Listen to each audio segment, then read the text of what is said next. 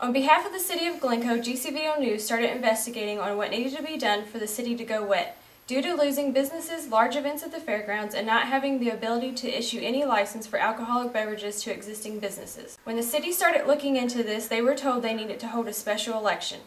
They were also told that it would cost $10,000 to $12,000 to hold an election, which they would be responsible for.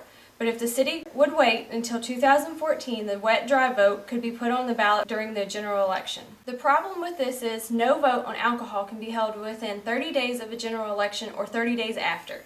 The county is responsible for the cost of the election. In order to hold these elections, the original lines that were used to allegedly vote the Glencoe precinct dry has to be used. So after around 6 months of investigation, this is what we have found, and what we are going to show you is fact.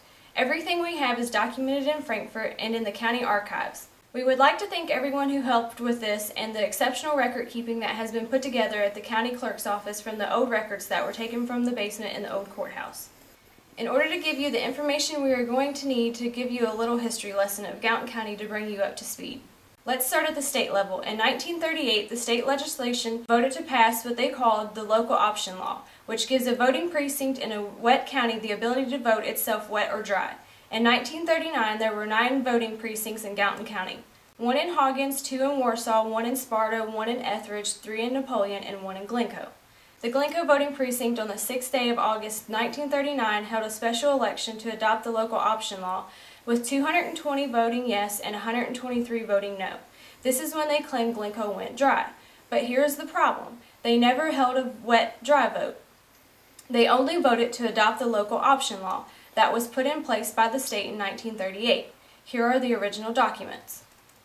Now we are going to bring you up to 1944. On September 8, 1944, the county held a special election which asked, "Are you in favor for adopting prohibition in Gaunton County, Kentucky?" with the results as follows. Yes, 615 and no, 996. Here are the documents from that election with the voting precinct numbers. So all along, Gaunton County has been wet even to this day. Now here is where it got interesting in our investigation. On the 30th day of June, 1951, the Glencoe voting precinct held another special election to bring this question to voters. Are you in favor of the sale of alcoholic beverages in Glencoe precinct? Here are the totals, but pay close attention. On the vote tally sheet, it says 211 yes, 52 no. On the sheet that was turned into Frankfort, signed by the county clerk that lived in Glencoe and another gentleman whom we believe to be the head of the Democrat Party at the time, reported this: the number voting no, 211, and the number voting yes, 52. Did you catch that? The numbers were transposed, which we believe to have been a mistake.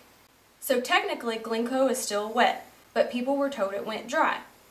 In 1966, another vote was held to vote the precinct wet for a business that was going in Napoleon.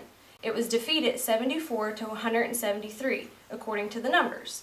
The problem with this is that Napoleon voting precinct had never held an election for a wet-dry vote, and if it was for the Glencoe precinct, they were voting to make something wet that was already wet. How can you vote something wet that is already wet? You cannot. No matter how many times the voting precinct line moves, the alcohol lines always stay the same, unless re-voted on to expand them. This was done to protect businesses in a precinct where a city was dry, and if they annexed outside those lines, they could not shut down existing businesses. Glencoe became a city on November 28, 1960. The population was claimed to have been 500. If you take a look at the 2 maps we are going to show you, these are the original survey lines for Glencoe. If you take the number of people voting and the voting precinct numbers, we believe the city of Glencoe is actually the original Glencoe voting precinct.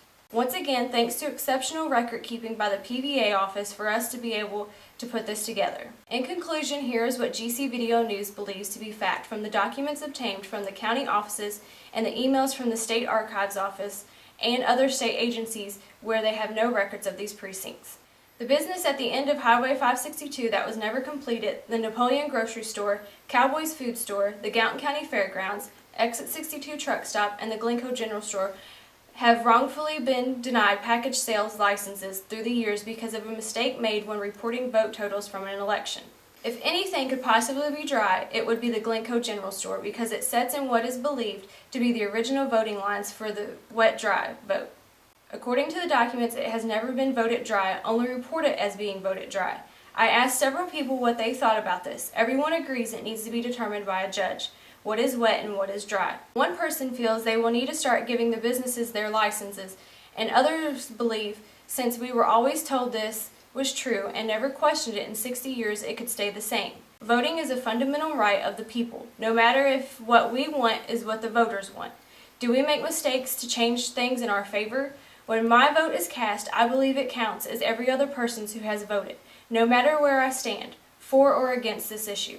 I also feel that this mistake should be corrected and put back to what the will of the voters were on 3 different votes, and start issuing businesses their licenses so they are able to compete in a fair market with other businesses in the county. I'm going to close with this and really think about it. Either a mistake was made or voter fraud occurred. Either way, it needs to be corrected. To be told this area has always been dry, so it should stay this way and be left alone is like saying, I was always told I could grow marijuana, so if I do, then am I doing anything wrong? I in no way feel anyone should be able to go after any compensation because the people who were in office at the time have since passed, and if they did this on purpose, they acted outside the scope of their office on their own. We would like to hear what you, the voters of the county, feel about this. I am Amy Davis. Thank you for watching GCVideoNews.com. We have another good story coming as soon as we get all the facts, so keep watching.